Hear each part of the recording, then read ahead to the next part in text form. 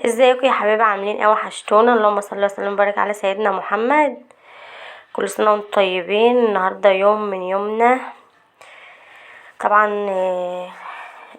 كل سنه وانتم طيبين. طبعا الوقت قصير في رمضان، فانا عملت المحشي دوت بالليل. ما بننامش طبعا وكده، واليوم بيعدي بسرعه يعني. بصوا بقى معانا كده، مسكت المحشي دوت بالليل، عملته وقورته بقى وعملت الورق العنب وخس وكرنب. ورحت صحيت بقى الصبح، عندي طبعا المحشي كده، طلعته من التلاجة وكنت غاسله الفرخه ونقعاها، ولحت عليها وغليت كده، رحت مطيه تبنتها ببصلايه كده بطماطميه مبشوره. طبعا المحشي اهوت بحط عليه مكعب كده، مكعبات مرق مفرومه كده انا بحطها في البرطمان، بطحنها وبحطها في البرطمان.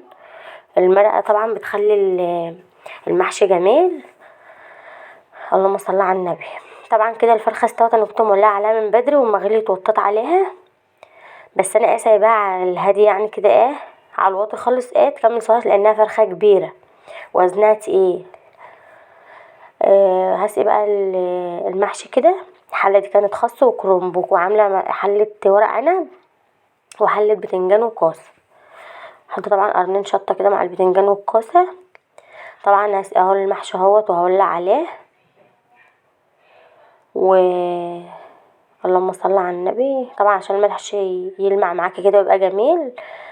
بعد ما بيتشرب بحط على كل حله كده شويه زيت ابيض، وطبعا الخلطه والكلام ده في قلبها الزيت وفي قلبها الحاجه بتاعتها. طبعا الخلطه بتاعت المحشي كله عارفها.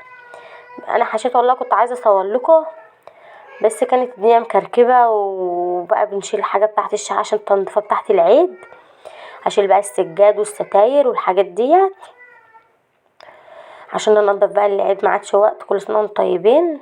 متنسوش بقى اللايك والاشتراك في القناه عشان اي حاجه انزلها توصل لكم. وكده كنت ولعت على المحشي اهو. حطيت بقى المحشي، طبعا حطيت الطبق كده تقيل على الكرنب والخس يضغطوا، عشان لو عندك طبق تقيل ولا حاجه حطه، عشان الحاجه ما تفرطش مني.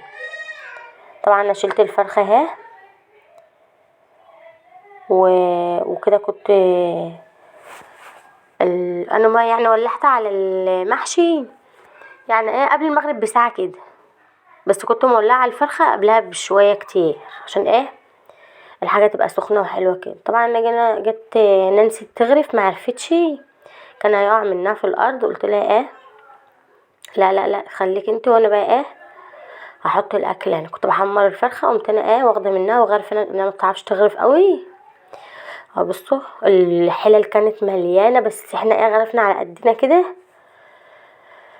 هتقولوا لي عامله محشي كتير؟ لا، يعني احنا بنحب الحاجه بالزياده. الحاجه ما تبقى كتير احسن ما تبقى قليله. كل سنه وانتم طيبين. الكرنب كان تحت الخاص.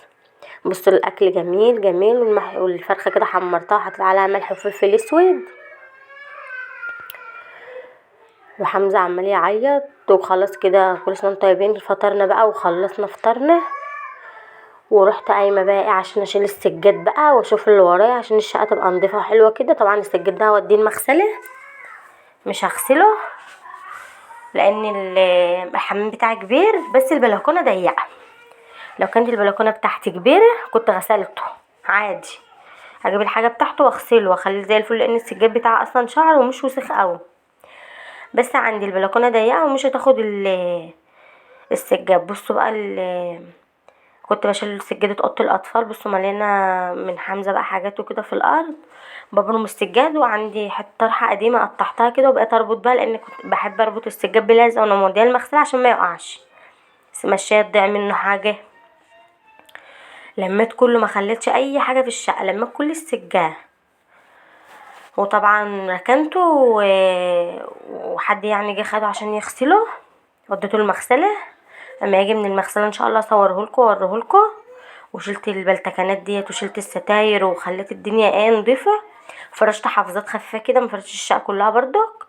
بصوا الحمام مكركب ومليان هدوم، كنت بوريكم عشان لميت الهدوم ديت. شغلت الغساله، وهشيل طبعا طقم الحمام المفروش في الارض دوت هوديه المغسله.